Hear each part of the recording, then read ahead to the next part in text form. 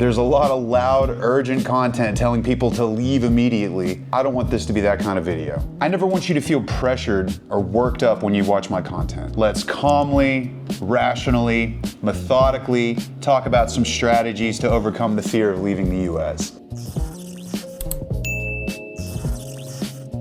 So before we start eating the elephant in the room, we have to admit, these are scary times. I don't mean to undermine my thesis here, but we're definitely living through what are often referred to as historic times.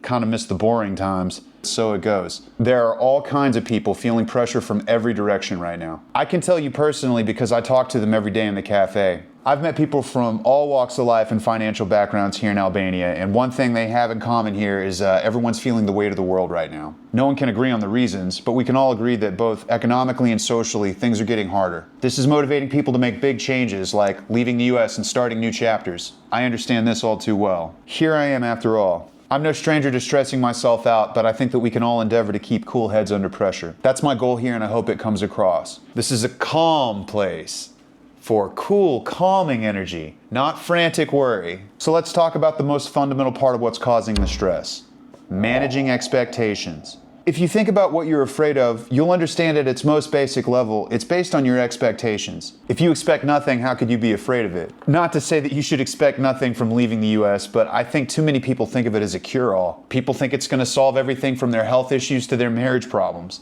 And the truth is that it might, but there's just no way to know. You can't expect that it's going to do these things for you without risking that it won't. And then what? You'll be hugely disappointed. I'm a big advocate of setting the bar low and then exceeding your expectations. Much better to be pleasantly surprised than deeply disappointed. So while a lot about life might improve after leaving, there's no guarantee it's going to turn into the fantasy that you're picturing. You'll benefit to remember that through this whole process. Control your expectations and don't assume that everything's going to magically get better just because you picked a new place to call home. A new country isn't going to solve internal problems that you haven't addressed. Protect your finances.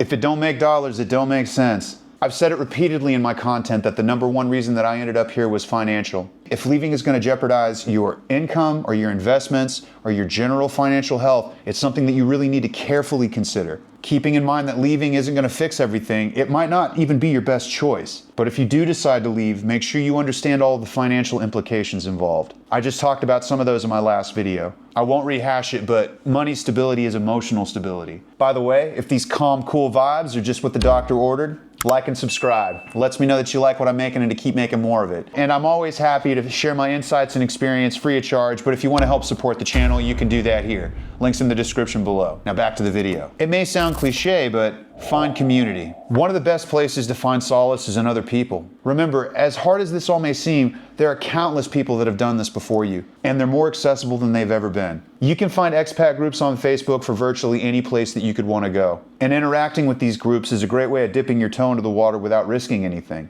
Join groups, read posts, see what people are talking about, see what questions people are asking and how people are responding to them. It's a great way to take the temperature of the community. If you join a group and it seems dead, this might be an indicator that there's not much of an expat community in that area. If you put forth just a little bit of effort, you could literally line up some events and even some meetings with some people before you even arrive in the country that you're going to. Finding the community here in Vlora was a huge part of becoming more comfortable here. Fear can really thrive in isolation. I don't know what I'd be doing if I didn't have the friends that I made here. And once you find that place that sounds good, I'd really recommend taking a test trip and seeing it for yourself before you commit to anything. Don't assume because it sounds good on paper, you'll immediately love it. This next one might be the most important. Don't rush. All right, let's both take a deep breath.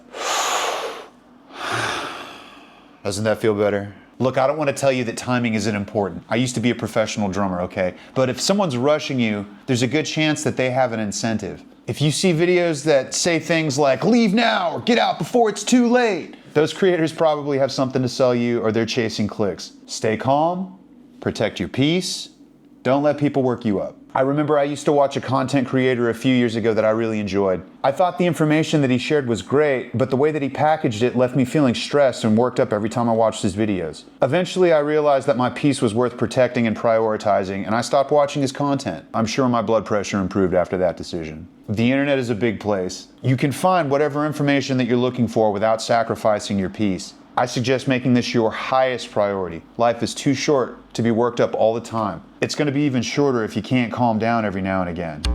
Negative visualization. There's a concept in Stoicism called negative visualization. The point is to spend a little time thinking about how things could go wrong. I know this might seem like a funny thing to suggest in a video about how to manage your fear, but there's a reason. If you intentionally create a little time to think through some of these negative outcomes, it can work like a pressure valve. You don't want to fixate and spiral, but that doesn't mean sticking your head in the sand and avoiding problems altogether. Instead of letting your anxiety get away from you, you create a little bit of scheduled, compartmentalized time to think through some of these negative outcomes. Spending all day worried about futures that'll never materialize is the last thing that I'm suggesting, but a little bit of time, every day or every week, can lead to some safety nets and some contingency plans that you might not have considered otherwise. I like to think of myself as a realist and a pragmatist. Things rarely go perfectly, but they usually don't go as bad as you're afraid they will either. It's good to consider a multitude of scenarios and plan accordingly, because while you might get to your goal, the line that you take there is probably not going to be a straight one. Hope for the best, plan for the worst. You'll probably wind up somewhere in the middle. This one may sound contradictory. Plan carefully, but don't overthink it. Planning is so important. If you're going to transition smoothly, you're going to spend a lot of time planning, and you should. That said, you can spin your wheels and really drive yourself crazy overthinking things. You should plan carefully and take as much time as you need, but you should definitely occasionally take some time to disengage and do other things. Give yourself some breaks, and if you feel yourself getting worked up, take a breather. Remember, prioritize your peace. People have been migrating for all of human history. Just remember, you're not the first, and you're not alone. Ultimately, how do you overcome the fear of leaving?